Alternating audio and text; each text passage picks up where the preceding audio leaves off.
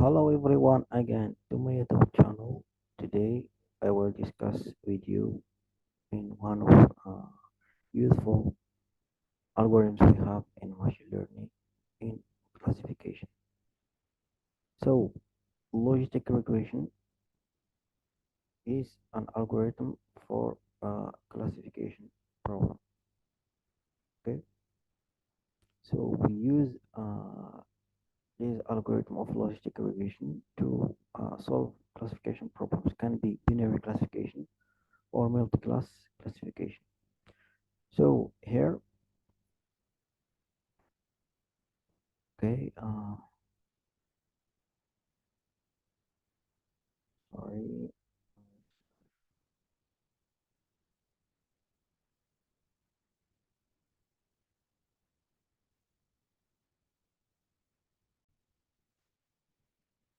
Well,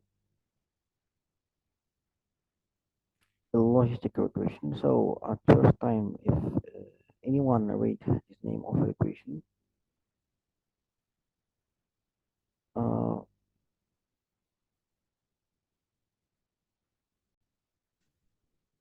so it will be considered like linear regression, but it's not.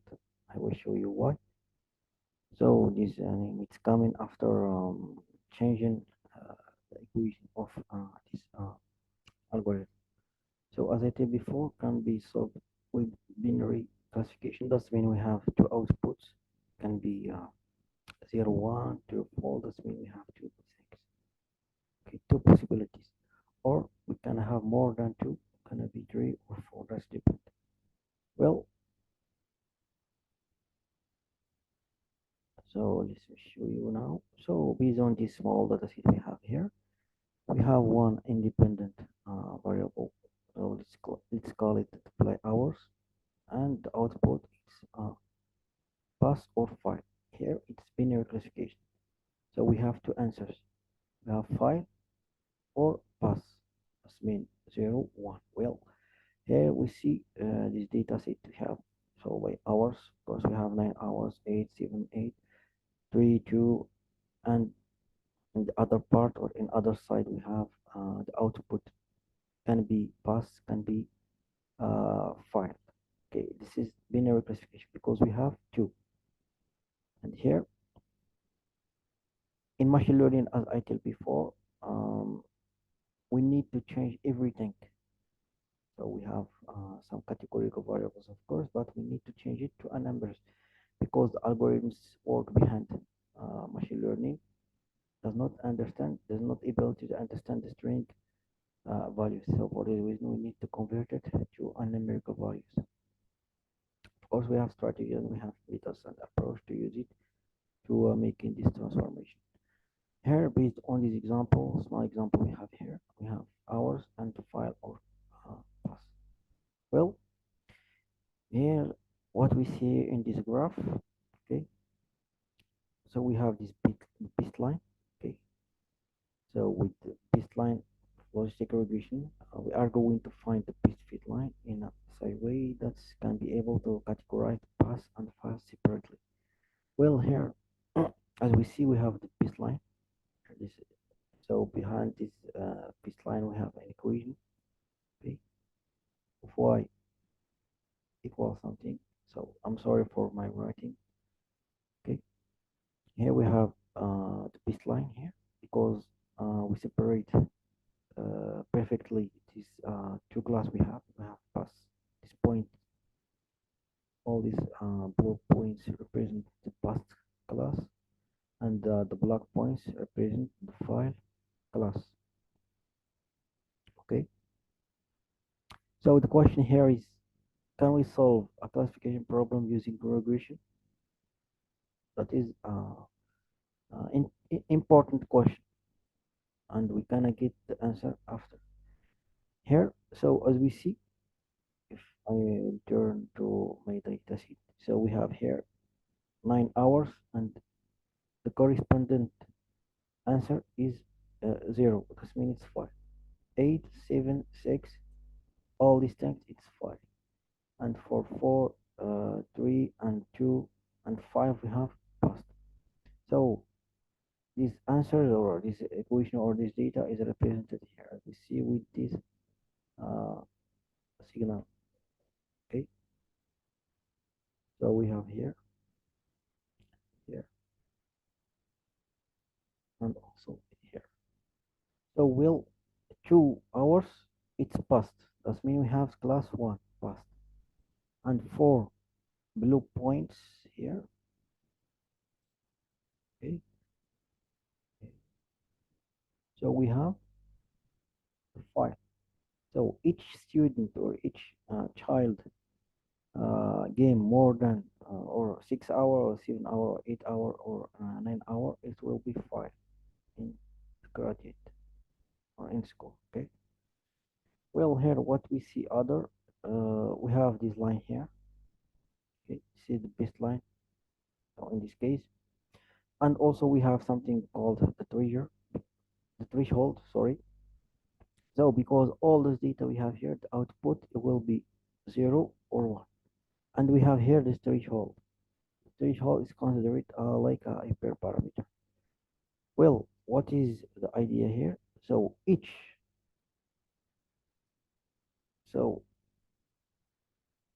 each hour of this range here, or each data coming with this range of hours we have here, if it's more than 0.5, it will be pass. If less than 0.5, it will be fail. Here we have this baseline. So if we try to project this point here in this baseline, so we will get 1 here. For example, for 4 hour, it will be 1. Okay, it's not 1 exactly, but it's near to 1.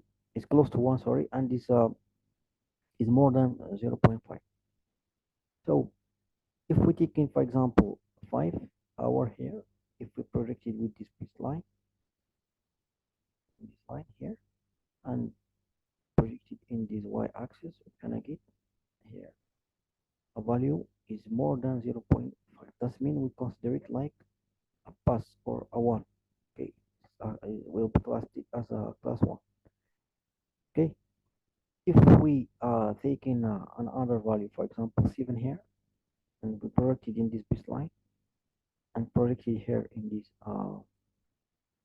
y-axis, so the result is less than 0.5. That means it's 5. So the prediction for any value, any discrete value we have here, if we project it in this line, we can have found more than 0.5 or less than 0.5. So this is a threshold, and as I told before, it's hyperparameter. Well, so the threshold here, each value is each output is coming is less or it's greater or equal to 0.5. It's we consider it like 1. If it's less than 0.5, it's considered 0. So this is the idea behind classification. But as I told before in the question, the, the linear regression, it can be help us to solving this kind of problem of classification, yes or no. So we will find the answer here. So if the student playing 4 hours and your predicted data point is greater or equal 0.5, which means that student is passed. So as we see here, if the students play 4 hours, when we project this 4 in this baseline, we kind of found a value is close to 1. That means it's 1. But the problem here with this linear regression, if we have some outliers, and in last session, I in some of my tutorials, I talk about the outliers. Well, if we have some outliers here, for example, and here, that means we need to refit this data to find the baseline. So at this time, this baseline or this line is not will be the baseline. So this This line may be go to here to this. Uh, Sorry for my writing. So this line it will consider it here. It's already placed for this place. So at this time, the logic we build it based on this first baseline is not work. Okay, because at this time, if I try to project this any point here in our 7 hour, for example, if I try to project it here in this baseline, it will be one. It's not why because it's greater than 0.5. It's greater than threshold. It's more than threshold. That means 7 hour here. If I project it is the new in on the new baseline here, it will be more than 0.5. That means we consider it like one, like a pass. But based on this first baseline, 7 here, if I project it in this baseline, it's less than 0.5. That means it's less than threshold I have here. That means I will consider it like a 5. So the problem here, the first trigger or the first answer I will give you, the least linear regression is not will be help us to solving this kind of problem of classification. Why? Because we have outliers, and as we see, the outlier it's a part of our data. So if we have some outlier, that means the baseline it will be changed place.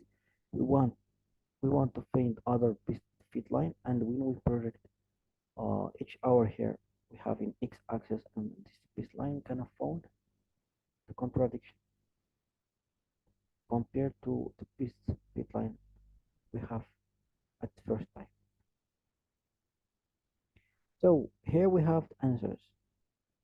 So why we cannot use linear regression for classification? So the first answer we have here, linear regression deals with with continuous values, not with discrete values. So as we see here, we have here 0, 1, 2, 3. That means it is discrete variable or discrete values.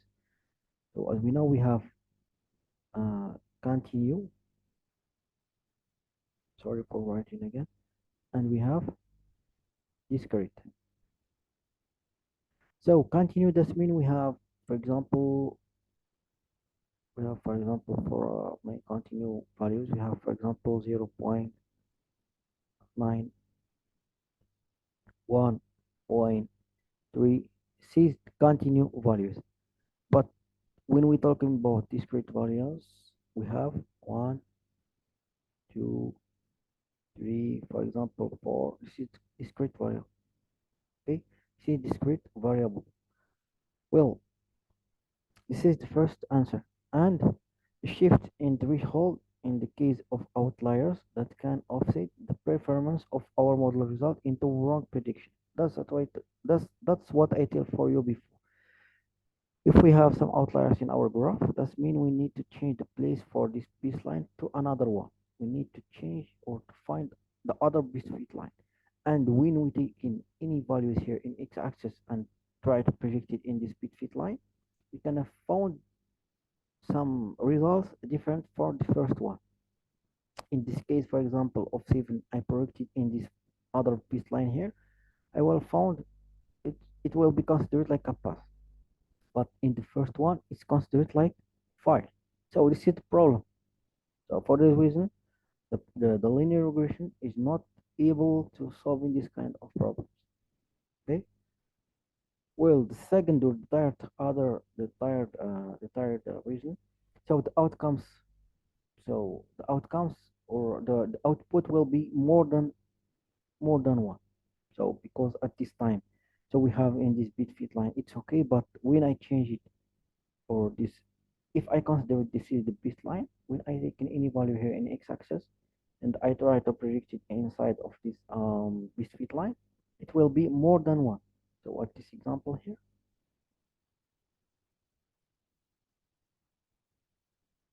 okay, it does not work. But if I try, because we can face in more than one outlier. Maybe an outlier can be here, for example.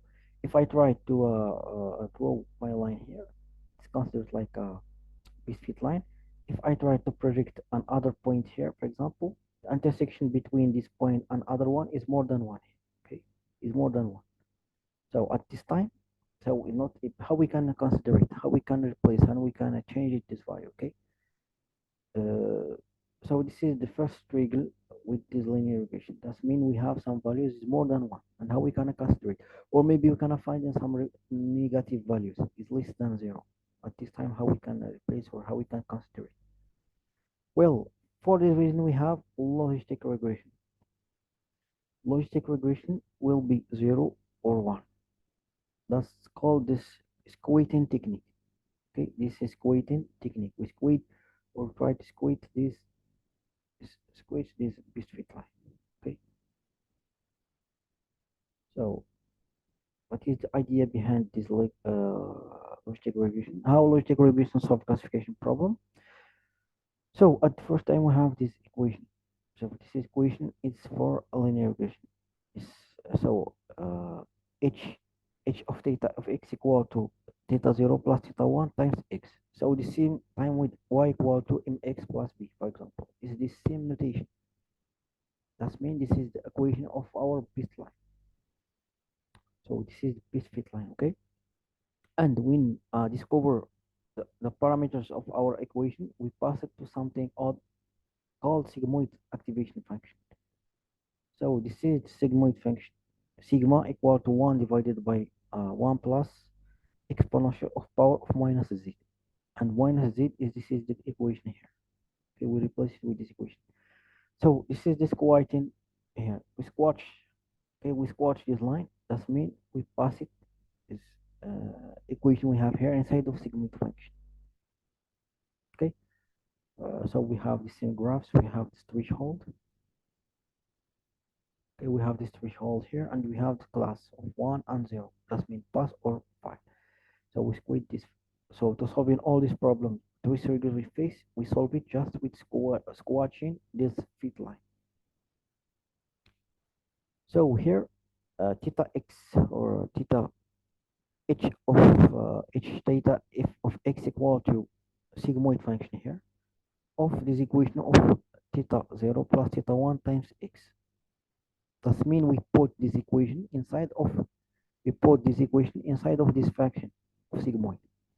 So here, as we see, we have theta x equal to 1, h theta of x equal to 1 divided by 1 plus x power of minus of theta 0 plus theta 1 times x1 times x. Okay, that means this equation here is considered see we replace it here in this function, and that's what's called logistic regression.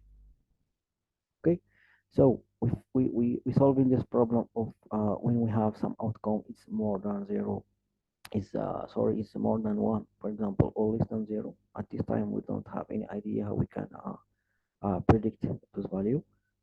And also when we have some outliers, maybe at this time we need to change this fit line. Okay, and third one we squashing our function. So this is the logistic regression. Okay, this is the logistic regression.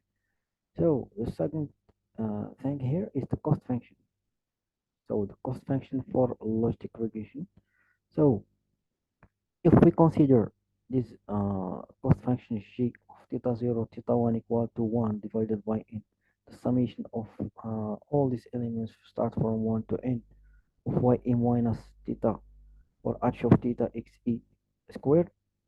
If we consider this loss function as a cost function for our logistic function, does not work. Why? Because we have this problem of global minima and local minima. Why? Because this function, if I replace this theta h here, it will give me this graph. And this graph, as we see here, is not a convex function. So this graph is a non-convex function. So what is the problem here? As we see on all these points here, it's called the local minima. So when we send our algorithm to repeat enter average or enter converge, at this time if main function is some maybe coming here at this place, it not will be updated because here we have 0. Okay, we have 0. We have a summation of a small convex function at this time is not able to find the best fit the global minimum here. The global minimum in this case is here, is not here. Here is a like local minimum. Okay, so does mean this loss function does not work with logistic regression. So we need some other things. So log function or log loss function is coming like a solution for this loss cost function. So log log loss function here is theta 0 theta 1 equal to minus y log of theta h theta for x minus 1 y log of 1 minus h of theta of x. Thus it's way this function help us to find the global minimum. I will show you how. So here E is a real or actual data we have. Okay, can be 0 or can be 1. That's different. And here for h of theta of x E is predicted value. That means it's y hat. Predicted value here. Okay. So this is log loss. So this is log loss function. So here at the time, so we have two assumptions. If y or if actual value here. So at this time, if y is equal to 0, so sorry, hold on.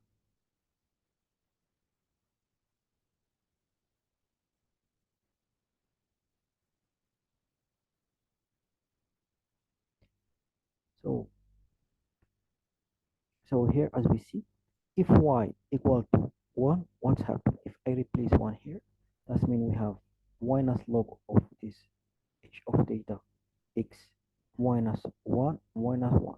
That means 0 here. 0 times log of this function is equal to 0. That means this part it will be stay and this part is will be go because I replace 1 here. 1 minus 1 is 0. 0 times all these things it will be 0.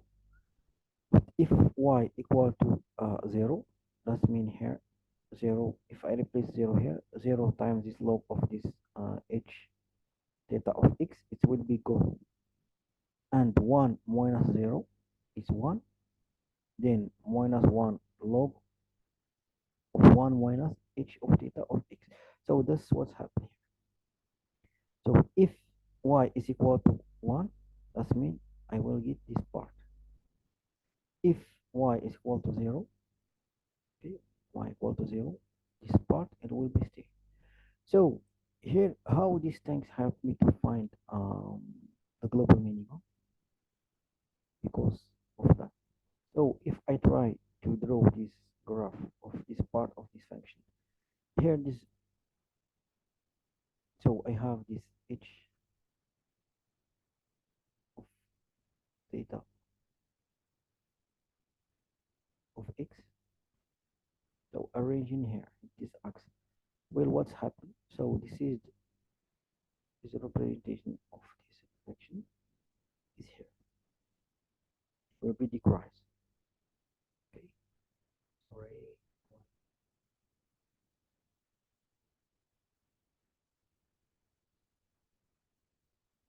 Okay. So here this function will be like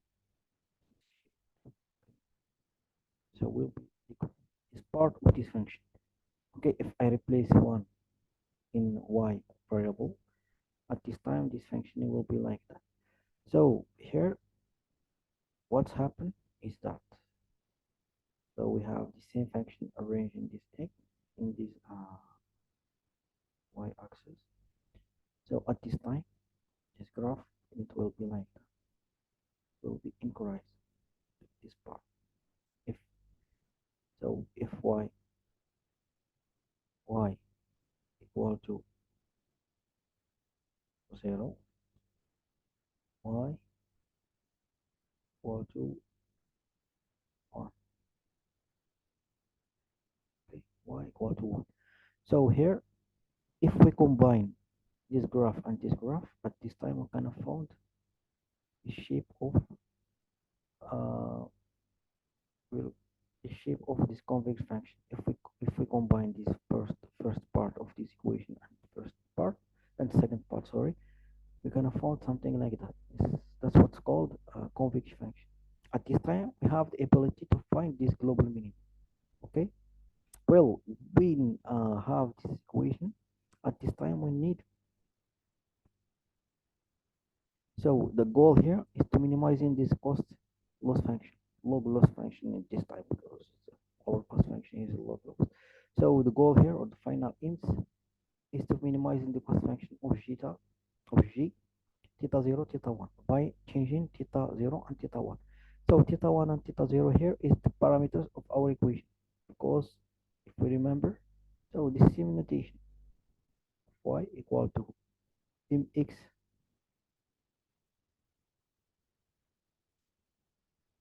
plus b. Okay, well, the goal here is to find the best parameters for m and the best parameter for b. So at the same time, we can replace m. We can replace m here with theta 1 and theta 0 is b. That means we need to find the best parameter for theta 0 and theta 1. So at this time, we can have this prediction. Well, we have here this conversion algorithm. So the role of this conversion algorithm is to find the best parameters for theta 0 and theta 1. Okay, we have theta g equal to theta g minus alpha times derivative of calculus of theta g theta 0 theta 1. The calculus, that means the derivative of this function, derivative of this function of this function. Okay, that means here we have the, the t of this function of derivative is theta. Okay,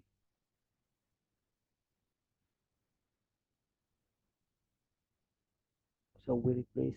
I'm so sorry for my writing. Well, what's happening here? We're taking this derivative this function here based on theta 0 and theta 1. Okay, and this derivative we using with a learning rate. We have the step 20. So a step of 0.1 or 0, that's depend of course learning rate here. Okay, this is gradient descent. Well, we need our learning rate to find the best global, or we need to find the global minimum using this rate we have here, and this the old one minus learn rate here 0.005, for example, derivative of this function. At this time, we need to find this best theta g. Theta g is global minimum. Okay. So this is the idea behind the logistic regression. So in the next section, I will discuss with you how we can uh, using regularization in logistic regression. Because as we know, we have some problems like overfitting, for example. We need some approach to solving this kind of problem. Okay. So just by the way, when we're talking about overfitting in machine learning and problem of classification, for example. Overfitting, how we can recognize the overfit. Overfitting simply is we trained our model and we measure the performance of the model. For example, we give us 90% of accuracy, and when we using the part test of data, we get some accuracy is less than the training test. So at this time, that's what's called overfit. Okay, I will show you how we can regularize how we can fix this problem of overfitting. So at here I will stop my tutorial. Happy learning for everyone again and see you in next session. Bye.